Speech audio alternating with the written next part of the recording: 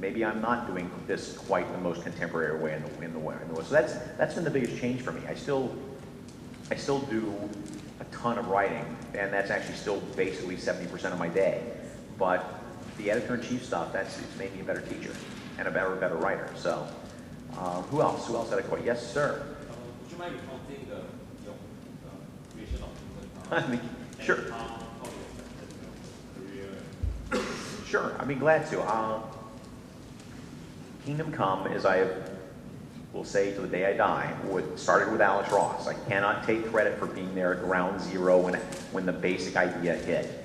Alex had done Marvels over at Marvel Comics with Kurt Busiek, and he had a bunch of, like me, he loved the DC characters, and so he had a lot of ideas and a lot of concepts and a lot of sketches he had. So basically he came to DC, there wasn't even the name Kingdom Come yet. I forget, it was one of Alex's friends who came up with that name. I don't remember. At that point we were still calling it The Heroic Age as a placeholder title that everyone hated, including me. We didn't have a snappy name for it yet, but we started talking about the story. Alex had a bunch of sketches and a bunch of real sort of general ideas about what he wanted. Just, you know, wouldn't it be cool if Superman retired, and here are some interesting sketches of some new characters. And again, I'm not trying to undersell. I mean, Alex has always had a very clear vision of what he wants, no matter what project he's working on. But at this formative stage, it was really very amorphous. So they brought me in to sit down with Alex, because I didn't have any sort of real pedigree yet. I had been doing a bunch of, you know, The Comet and Legend of the Shield and a bunch of sort of C-level comics at that point. I was still fairly new, but everybody knew I loved the characters, and I knew the characters back and forth. So to wed me to that project was basically a way of saying, okay, well, now we know that at least the characters will be in good hands, because now they're with somebody who understands the depth and the history and so forth. So Alex and I went back and forth on this stuff for months and months, and it was a very intense but very good collaboration. It was very intense in the sense that Alex and I freely admit, can both be a little butt-headed sometimes, and we can both be very opinionated, and they were probably the only two human beings on the planet who can get into a 2-hour screaming match about the Martian Manhunter. But, for instance, to count one of our many screaming matches, but it made it better because it made it better because even though we were in conflict a lot of times, what that meant was we had to resolve the conflict on the story at every level, and it made a better story out of it. I mean, neither of us felt like we were really compromising our vision as we went. We were doing what comics should be doing, which is taking an artist and a writer and creating a really collaborative piece out of it. So it went really well. I credit Alex to all of it, and I was just, I'm lucky enough to be along for the ride. But people seem to have liked it, which is nice to hear. So there you go. Hey, you got another question? You bet.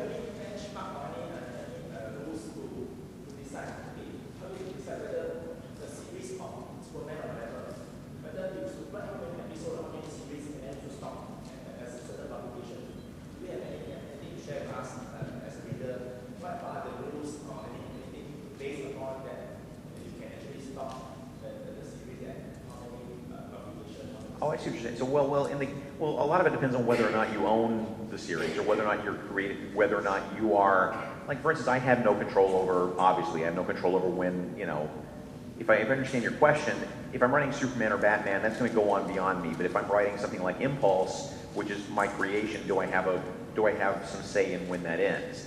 And it just depends on a project-by-project basis. I mean, Neil Gaiman, for instance, just said one day, I'm going to write Sandman to issue 75, and then it's done. And that was fairly unique. At that point in comics history, the tradition says, okay, well, Neil, even though Neil created the book, Neil would give it up to somebody else to go run with it for a while, because we didn't cancel comics that were selling successfully. But Neil sort of, established that precedent. And so as it stands now, if I wanted to, it really just depends on how much of the book is really yours. And I don't mean necessarily how much of it you own in terms of copyright and trademark, but also, how identified you are with the book. Several people could have done Impulse, and a bunch of people did Impulse after I left. but nobody could have done Sandman but Neil. I mean, it's so clearly his vision. So it's not that there's a hard and fast rule, but it's like there's no point in continuing it if Neil doesn't want to continue it because it's such his vision. Well, it depends. The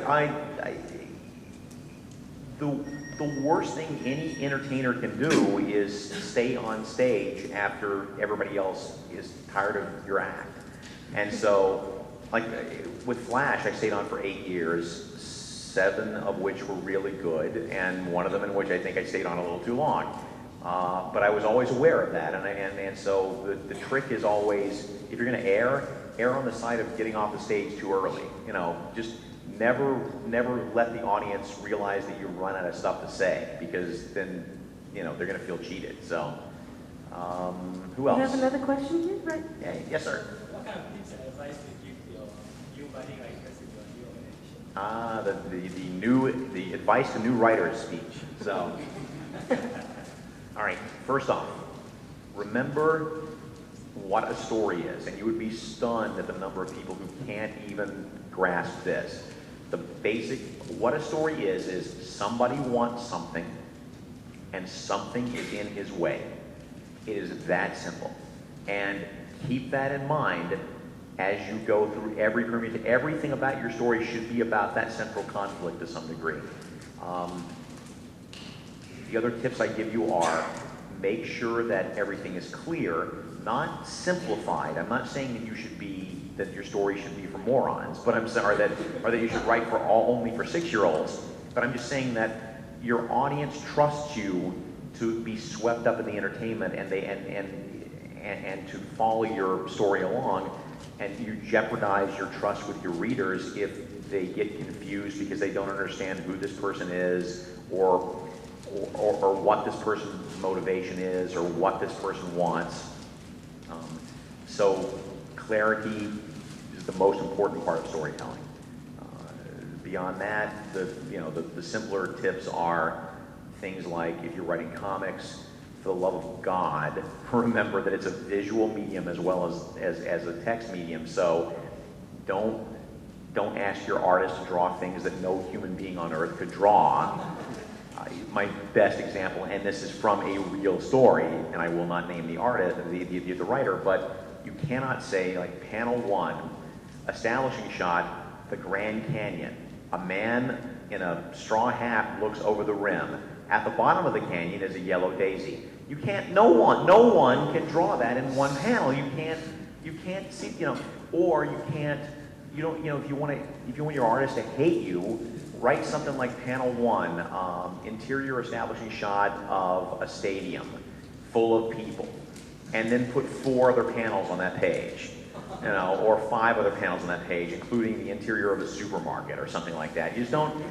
It's a fine line, and every young writer, including myself, overcompensates and puts too much visual information on every page. And part of the learning process early on is sort of pulling back and realizing that, that just because you think it's a great idea to have every single image in your story take place at a state fair full of 1 million people, your artist is going to disagree. So that's a quick survey. I also, only because we can't go on to like 11 o'clock tonight, because I would encourage you to go to markwaid.com, which is my blog, and I haven't updated for a while, but there are a good couple of dozen sort of how-tos. There's a whole section on Comics 101 there that'll take you from everything from how you develop an idea, to how to create a script, to how to do a plot, to tips about dialogue and so forth. And that's more fine point stuff. But if that kind of answers your question, that's sort of the survey answer. Who else might have a, yes sir? Oh look, Andy's got a microphone, I like that. I want to ask you, when you write your stories, do you have a desired end result in mind, or do you just go with the flow and see how it goes, or how the story develops? Here's another piece of advice for you. So I like the fact that every question is turning into a piece of advice for you. I always have an idea of where I'm going as a writer when I start my story. And I encourage every writer and every budding writer to have some goal in mind for his story and have some idea of what the final scene should be and what you're trying to accomplish. That said, I cannot think of a single time when I have not thrown the rope